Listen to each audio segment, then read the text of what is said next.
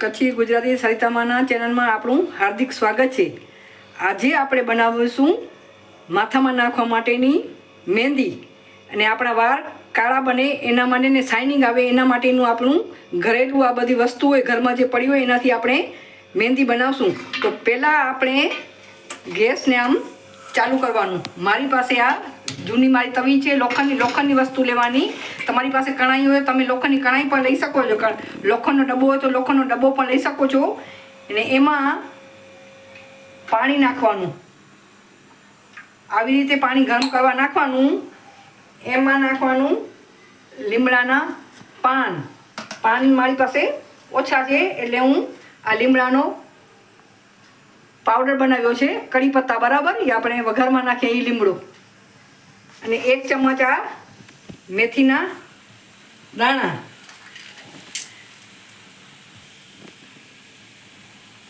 4-5 આ લવિંગ નાખવાના, 1 ચમચી ચાની ભૂકી, 1 નાની ચમચી કલોંજી, અને બરાબર ઉકાળવા દેવાનું। હજી આ મારી આ છે ને તવી નાની પડે છે એટલે હજી હું એના ઉપર 1 ગ્લાસ પાણી નાખીશ, એને બરાબર ઉકાળી દઈશ બરાબર। હવે ઉકળવા દઈએ આપણે। હવે અડધું પાણી આપણું આ બળી ગયું છે। આ મારું વાસણ નાનું છે, મોટું વાસણ હોય તો સાથે જ પાણી નાખવાનું, એટલે હું ફરીથી 1 ગ્લાસ પાણી અંદર નાખું છું। હવે આને બરાબર ઉકળવા દઉં બરાબર। હવે આપણું બળીને પાણી અડધું થઈ ગયું છે, તો હવે એને ગેસને આપણે બંધ કરી દઈએ અને ઠંડુ થવા દઈએ। હવે આપણું આ બધું સામગ્રી નાખેલું પાણી ઉકળી ગયું છે, તો એમાંથી આપણે આ બધી સામગ્રી છે એ બારે આમ કાઢી લઈએ બધી।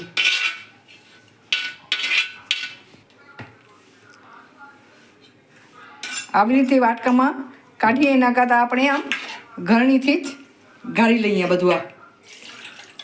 આ બધું પાણી ગાળી લઈએ બધું, આમ કાઢી લઈએ આમ બરાબર।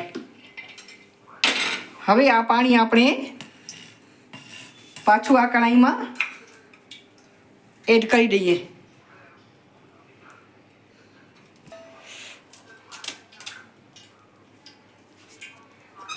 આ સામગ્રીમાંથી આપણે આમ નીચોવીને બધું પાણી કાઢી લેવાનું। હવે આપણું આ પાણી બધું નીકળી ગયું છે, તો આ મેં નુપુરની મહેંદી લીધી છે એ આમાં આપણે પલાળીશું બરાબર। આપણે કેમિકલની મહેંદી લઈએ અને નાખીએ એ વાળોને, આપણે માથાને વાળોને બધાને નુકસાન કરે, એના કરતાં આ મહેંદી જ આપણે વાપરવાની। નુપુરની મહેંદી બહુ સારી આવે છે અને થોડીક મોંઘી હોય છે પણ બહુ જ સરસ હોય છે, રિઝલ્ટ સારું આવે છે। આવી રીતે આપણે આમ મહેંદી બધી પલાળી દઈએ વ્યવસ્થિત, આમાં ગાંઠા પડવા ન જોઈએ એ ધ્યાન રાખવાનું। ગાંઠા કાઢી લેવાના અને એને પલાળી રાખવાની। આ વાળ માટે મેથી બહુ જ ઉપયોગી છે। મેથી ડેન્ડ્રફ દૂર કરે છે, વાળને મજબૂત બનાવે છે, અને મીઠા લીમડાના પાન પણ વાળને મજબૂત બનાવે છે અને નવા વાળ બનાવે છે। લવિંગ પણ એના માટે ઉપયોગી છે। તમે કલોંજી તમારી પાસે હોય તો નાખી શકો છો, અને ન હોય તો તમે સ્કીપ પણ કરી શકો છો બરાબર। આવી રીતે મહેંદી આપણે પલાળી રાખવાની અને લોખંડના વાસણમાં જ પલાળવાનું। આને આપણે 24 કલાક સુધી આપણે પલાળી રાખશું તો આનો કલર કાળો થઈ જશે। હવે આપણે કાલ માટે રાહ જોઈએ આપણે। હવે આ મહેંદીને 24 કલાક થઈ ગયા છે, તમે જોઈ શકો છો એનો કલર કેવો કાળો આવી ગયો છે। હવે આપણે એને માથામાં લગાવશું। એમાં થોડીક આપણે હવે દહીં એડ કરીએ। હવે આપણે એમાં આ 1.5 ચમચ દહીં એડ કરી અને મિક્સ કરી દઈએ બરાબર। આવી રીતે આમ મિક્સ કરી લેવાનું અને પછી માથામાં લગાવીએ। હવે આપણે આવી રીતે આમ મહેંદી પહેલાં ઉપરથી આવી રીતે આમ લગાડવાની બરાબર। આમ પાથીએ આમ લગાડવાની, આવી રીતે બધી આમ લગાડી લેવાની પાથીએ આ સાઈડ।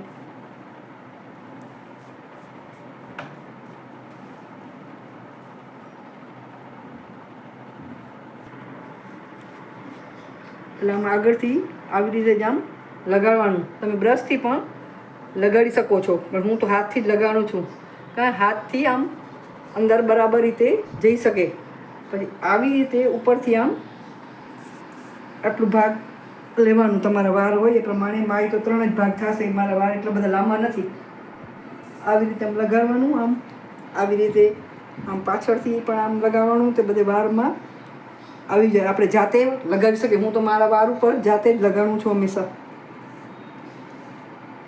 મારા હસબન્ડને પણ આ જ મહેંદી લગાડી દઉં છું. અને એનાથી આમ કાળો કલર આવે છે અને શાઇનિંગ વાર મારે છે. એને વાર ખરે પણ ઓછા છે એનાથી. આવી રીતે આમ છે ચોટી આમ લઈ લેવાની, બરાબર. આમ આવી રીતે આમ આવી રીતે લઈ લેવાનું. આમ આ વાર હોય તેને આવી રીતે આમ કરી નાખવાનું. આવી રીતે આમ વાર લેવાનું.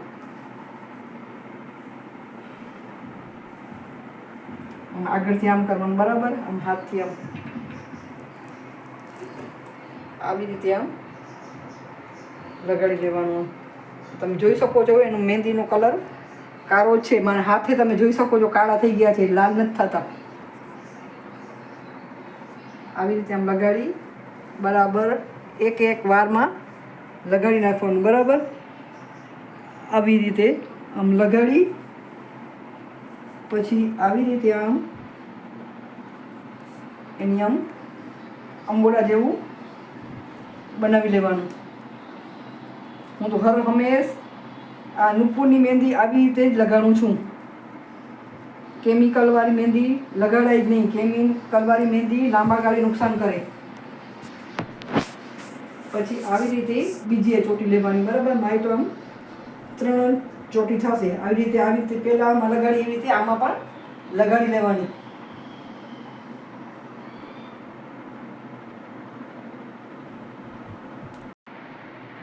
હવે આવી રીતે આમ આ બીજી ચોટી પર આવી રીતે આમ ઉપર આમ કરી નાખવાની અંબોડા જેવું.